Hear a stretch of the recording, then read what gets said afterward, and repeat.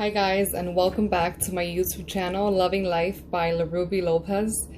Today I'm going to be talking to you guys about a revelation that I had. I'm a strong believer in God and in the energies and the frequencies and the vibrations. And if you have heard my podcast, Loving Life by Ruby Lopez, and if you guys have tuned in my Instagram, you guys have gotten a sense of me and what I believe in and my beliefs. So I want to take you guys back to April 21st, 2019. Well, April 21st, 2019 was when it happened. When the question that I had for God that I wanted to see manifested into physical reality, so I could know whether my question was, whether I could know the answer to my question was positive or negative. That's the day that it was manifested, April 21st, 2019. But if we go back, maybe let's say a good 6 months before that, and then 3 weeks, week after week, day by day, that was when I was praying to God every single night. And I was telling God, please tell me, is this person for me? Is this person not for me? God, please tell me. And if I'm not mistaken, it's 2019 and we're in 2020. It's April 21st. Okay, 2019. All right, sorry guys. So yeah, so 3 weeks before that, day by day, night by night. But remember, 6 months, I'm like, in my head, like, God, please tell me. Because I am very spiritual and I like to pray every single night. So that became one of the questions that I asked. I said, God, with a lot of faith and a lot of belief. God, Jesus, however you guys may refer to that spiritual being, but let's say God for now, right? So I'm like, God, please, if the person that I have in my life is not for me, please tell me. Please show me, and just show me. And I told God, I think if you show up in person, I would be scared. So maybe you can tell me in a dream, or maybe, I don't know. I said, like, yeah, it has to be a dream, because in person I will be scared. So I go to sleep with that belief every single night. And I'm like, God, please just show me. I have hints, I have clues, but I just want to hear from you, because I don't want to give up on a relationship. And not just any relationship, like a very serious relationship. And I'm a mom and I have 2 daughters. So I didn't want to just give up, because, in relationships, you go through a lot of different things, right? And it's not just like a smooth, like, what do we call it? Like a smooth, like, ice patch or smooth road. Sometimes there are obstacles, and I know as parents we feel, or maybe more as moms, not sure, or vice versa, you never know. Both people, you can feel like, both people, you can feel like, I really want to fix things before breaking things off, seeing if they could work out, because I have my kids, and I don't want to just like lose having that love connection, but that support for my partner, right? So I am just holding on to God, praying, having faith, and I say, God, please, if that person is not for me, then please tell me. And I'm very faithful that I will get an answer. And guys, oh my God, I'm very faithful that I will get an answer, not knowing that I actually would get an answer in the future. So it turns out that one day, as usual, I was going to church on Sunday, because I was going through a very difficult time in my relationship. So I just found my refuge in God, and I just gave in completely, full of faith with God. And I said, God, like, you are stronger than me. You can see everything. You can be in everyone's heart. You're in my heart.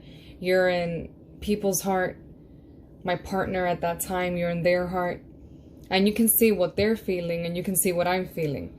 So please carry me, lift me, hold my hand, take me through, give me the strength, because I want to be able to, take care of my daughters in the best way possible without having to feel hurt, pain, confusion, frustration, none of that, right?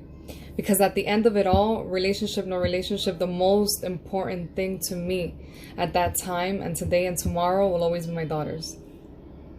Their well-being is my priority, right? So I said, God, just please hold me, take me. I am, feeling all of these emotions, confusion, and just unsure of if that relationship was for me or not. So surely and slowly, surely but surely, whatever, however people say that. One day, I guess the night of April 20th, because April 21st, when I woke up, I had my answer. Wait, it wasn't, sorry, I'm getting you guys confused because I had many revelations prior to that, physical revelation in real life. I also had dream revelations that warned me, but I didn't listen to the warnings about that particular person because I wanted to have faith that, I would have the fairy tale. I would marry the father of my daughters. I would be happy and in love with that same person forever, and we would get through everything. But sometimes fairy tales don't exactly happen the way you imagine them, and you have to recreate new ways and new ideas for your life and for the betterment of you, your family, and just for the sake of moving forward in a positive way. So that is, how things start to develop, right? So where was I? This usually happens to me. I get carried away in the thought and then I lose it. Okay, the dream. Okay, so I had the many prior revelations, right? But concerning April 20th, I wake up April 21st, same as always. I'm going to go to church the next day. I'm going to get the girls ready, breakfast for me, the girls. I'm very close to my mom. And, we have a really close bond. And, whether we fight or not, we're really close.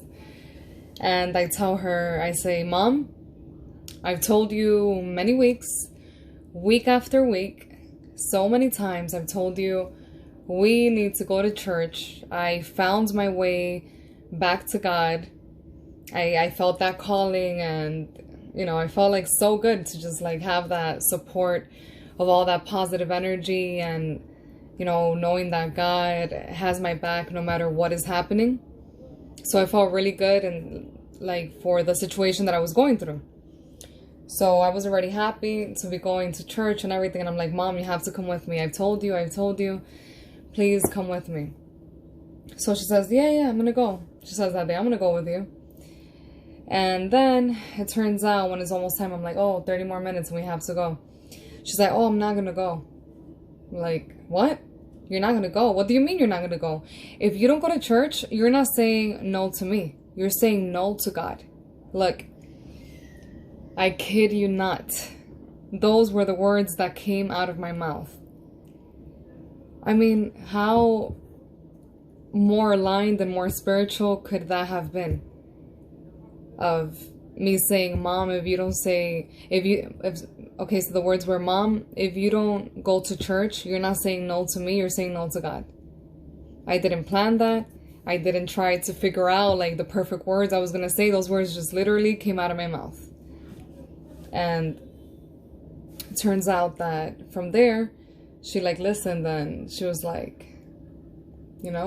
thoughtful and looking at me. And next thing I know, I see my mom getting ready. I'm like, what's going on? She's like, I'm going with you. I was like, wow, thank you. That's so awesome. So we go to the church and we go with my siblings, and they're excited. They like to go to different places and stuff like that and try out new things.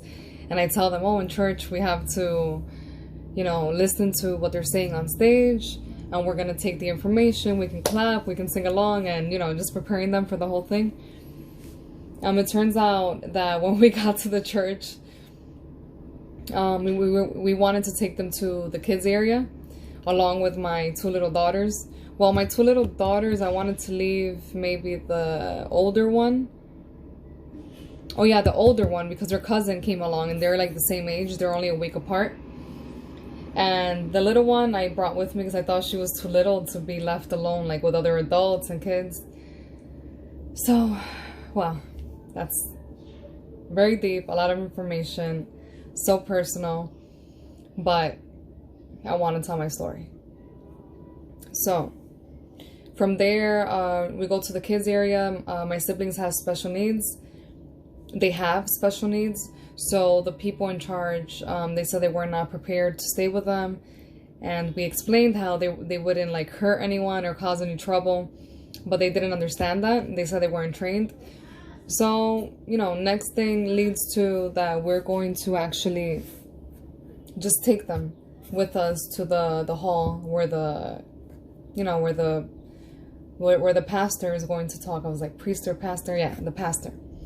So we're going to take them to that area, and we just go there, we sit down, we praise the Lord, all the stuff, listen to the sermon, and we clap, and we sing, all of that, right? Then, when it's time to go, I told the pastor, oh, this is the first time I bring my mom, and the kids, and, my siblings. I wanted to introduce her to him because I had like such a positive image of the church, and I just enjoyed myself so much there, and I felt the peace, and like I was in the right place. So then he apologized about the kids not being allowed to be with the other kids in the other kids area. And he said not to worry, that they've been talking about it, that they were going to have somebody trained for all of that, whatever. So then, that eased things a little bit, but my mom still felt a little, some type of way, like, come on, they're your kids. And if someone, if you feel like your kids are not being accepted, of course you're going to feel some sort of way. But okay. So once we say goodbye and everything, then we head outside. We head outside and we call a taxi. Well, first we say, we should go eat because it's Easter. We go eat. Sorry, guys. We go. I'm sorry. Let me just put this. There you go. I always forget to do that, but there. So from there, we're like, oh, let's go eat somewhere because it's Easter. And first we were planning to go to Seafood City, but then instead of going to Seafood City, we decided to go to Casa de Mar. I believe that's the name of the place. We were like, no, I was the one who came up with the idea. Mom was like, oh, Seafood City, the kids love it. We should go there. It's so much better. And I'm like, no. And I'm so excited. I'm like, I went to this place. It was so awesome. I went there for brunch. It's called Casa de Mar. And I went there with my, my partner, the father of my children. It's so awesome. You're going to love it. And I think we should go there because it's Easter. And that way we can actually sit down, order food, and not have to worry about... if you guys, my Bronx people or anybody who loves Seafood City and City Island, you guys know you have to go up, order, and then you have to wait for your number, and then when you hear your number on the big speaker, then you have to go and get it, right? So I said, instead of going through all that trouble, let's just go to a place where we can sit down. So my mom agrees, and we called a taxi. It's taking so long for some reason. And we just don't get it. Like, they kept canceling. Maybe they thought the street was too narrow where the church is or something. I don't know. I just know the taxis, they kept canceling, and I had to order more than one. So, from there, my mom was like, oh my God, like, all these taxis, they were just taking so long. And I said, I look at her. and I probably look crazy. Because I say, Mom, don't worry. Don't worry that it's taking long, because everything happens for a reason. That just means that we have to be here a little longer. because God knows how he does things. Just wait. Everything happens for a reason. Mind you guys, this is me saying this, not knowing what was awaiting me. And this is me like saying those wise words because I had gone through my personal development journey. I was super fresh off of a Tony Robbins event. And you get so cleared over there, your mind, everything, because you're just like alone with your thoughts. Not alone like physically, because you have so many people around you who are so nice and you meet them and you talk, but you're like alone with yourself and you have those moments of multiple meditations, which is so amazing. So you come back like with a new sense of the world, a new sense of love, a new sense of understanding. So I felt good about the taxis not coming. I was completely fine with that. I said, no, that happens for a reason. Like, just wait. She looked at me like, she's right. Like, you know? So the taxi comes and we're on our way. And we arrive to the restaurant, Casa de Mar. I believe it's Casa de Mar, if I'm not mistaken. We arrived to this restaurant and we, get off the car. We're excited. It looks beautiful from the outside. And we go in. Like I said, this is funny. This is very figurative right now. It looks beautiful, or metaphoric, beautiful from the outside, but what awaited me when I went inside was terrible, was ugly, was disgusting, was, oh my God,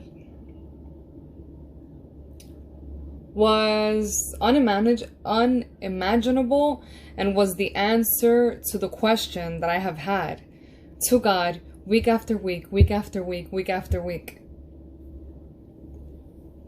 I go in, I speak to the hostess, and she asks, oh, how many people? And then I start count, like I usually do. I'm like the lead person every time we go out, to get everybody settled and all of that. And I say 8, I think we were 8. And then right there, I look back. And I can remember, just like today, I look behind the hostess.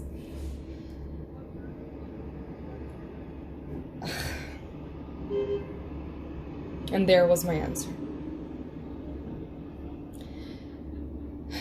As I thought about sharing the story with you guys, I thought like, how detailed should I get? And I want to tell you guys so much from what happened, because I just feel like my story can help other people, like go through their pain or go through a situation that they're going through. Because we all are in life together, everything's like so cohesive, right? But as I thought about it, I'm like, I don't want to be honest, like I don't want to,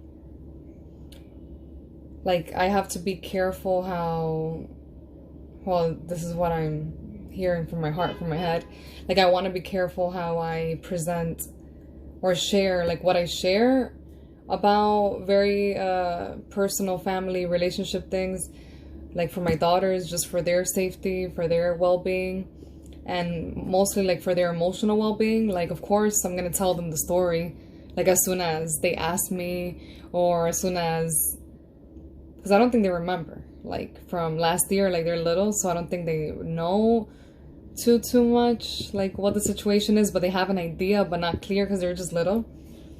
And so yeah, to go into a more detailed I guess story of what happened, the next part, like I would love to have the opportunity to write it in a book.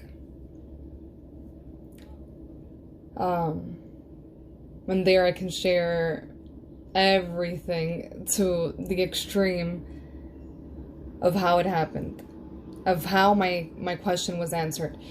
I can just tell you guys that once I looked back behind the hostess, there I found my answer.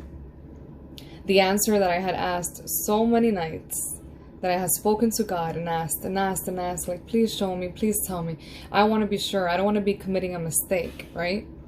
Because a lot of times we're conditioned to thinking that when you end the relationship, you're committing a mistake.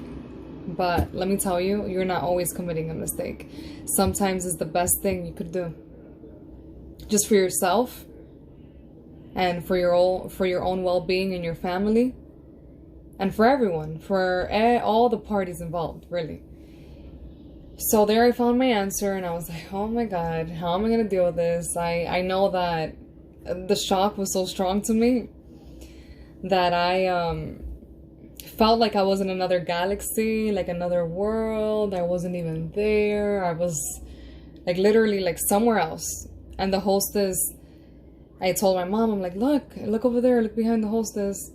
And then, you know, I don't know, a few seconds later, a minute later or two, I don't know, as I'm telling you, I was on another planet. Once my answer was revealed, and it's not a good answer, but the answer was the answer, like to the question that I had asked so many nights. I knew that it would no longer work between me and that person, you know, my partner at the time.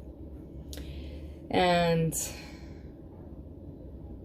from there, like a few seconds later, a few minutes later, the hostess says, oh, Ruby? Because usually when I go to restaurants, they say Ruby because it's easier instead of La Ruby, but okay. So she says Ruby, and I'm like, I remember going like, and looking at her like that, like,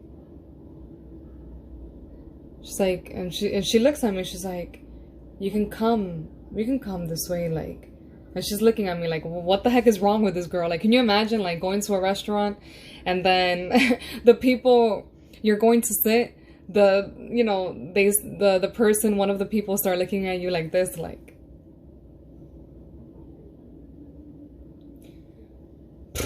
you're gonna think they're nuts, right? So I don't know what she thought or anything. I know that I think I even held on to her.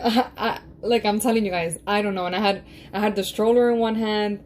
My mom probably had my older daughter holding her. It was such a blur, the situation, but I can remember a lot of it. And I tell her, she's asking me a couple of questions. I remember the hostess, and I tell her, what? I'm sorry, can you repeat that again?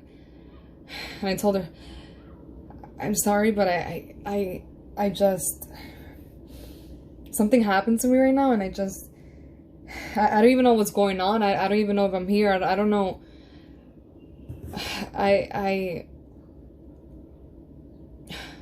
I'm sorry.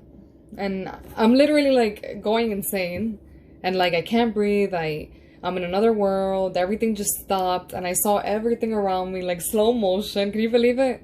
And nothing was slow motion. It was just in my head. Like just the shock of the information and of the news that I got. So then even from there, like I remember the tables were so close to each other, like from the different tables in the restaurant. And then the table that was like right next to the one that I was going to be seated and my family, it was super close. And I remember like bumping my butt into the people's shoulders. And I'm just like, and then I turn around and I look at them in slow motion, and I'm like, I'm sorry. It's just that something happened to me right now, and I'm sorry. I don't know what to think right now. And I remember it was like that. And then my mom told me, oh, hurry. I had like the baby in my arm at this point, I remember, and she said, hurry, they're leaving. And I said, they're leaving? Who? She's like, La Ruby. They're leaving. And she told me the name of the person, my partner at the time, and you know. And I'm like, oh. And then I'm like, oh. And then I kind of like reacted and like, oh, right, that's what's going on. Like, really, I was in shock out of the whole thing. And I give my mom the baby. And I just walk out the restaurant. And then from there, what happens next is what I want to write in the book. That is just shocking, betrayal, hurt, pain, all these different words. And yeah, I think it deserves, the situation in the story, it deserves to be written, because it was just something that was so impactful and caused so much change, like within me and my life and my thoughts, and how I had to prepare myself, and that I was going to become a single mom with my 2 daughters. I needed to just become stronger, and I didn't understand how I would make everything work, but I knew from that moment on that me and that person, the father of my daughters, and I would no longer be together. So you just have to become stronger. You have to become strong, and you have to know that you will get through it. And each day that passes by, things become clearer, and you just become stronger, you know? And the way that I dealt with the situation that happened to me, you know, becoming a single mom, that whole thing was just that I dived into work. I dived into working. And I said, emotions, you're not going to get me. I am definitely not going to go into a depression state for no man, you know, like it's definitely for no situation. I have to be strong for my daughters. So my daughters have always been, ever since I've had them, my biggest why. So I knew that I didn't want to be consumed by fear, doubt, hurt, pain, even though it was there, right? But I didn't want to like swim in those emotions. So I just dived into work, and I was working, extra work, whatever work I can find, promotions, anything I could. I was just working. And, you know, my other job as well. And working. And I just dived in. And I remember I would have to be on set sometimes at 4 a.m., 5 a.m. Did I care? No, because I just knew that I had to go to sleep and wake up and be alive for my daughters, and wake up and be good for them, and wake up and provide for them no matter what, right? Yeah, that was a difficult moment. It was a tough time. I didn't know like whether the father would be involved at all in helping. Because for me, it was just, like I said, it was just the impact of the situation that happened to me. And I was thinking more of like my daughters, like, how am I going to get through this? What just happened? You know, it was a difficult situation, but let me just tell you that God knows why he puts us in certain situations, and it's only to make us stronger. Yeah, I've just been so blessed to have so much support from my family. You know, whether it be taking care of my daughters or helping me out when I have to go to work, anything, you know, having a place to live. And you can get through this.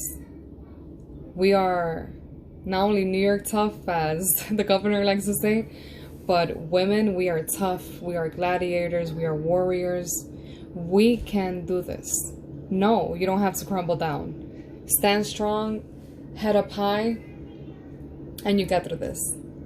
Thank you so much, guys, for sticking it through to the very end. And we'll be back soon here on my YouTube channel, Loving Life by Ruby Lopez. Have an amazing day and amazing weekend. Thank you. Bye.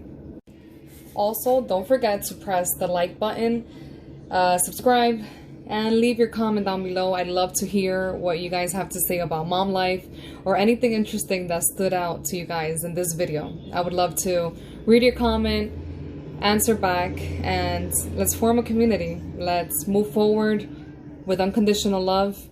We can do this. Thank you guys. Bye.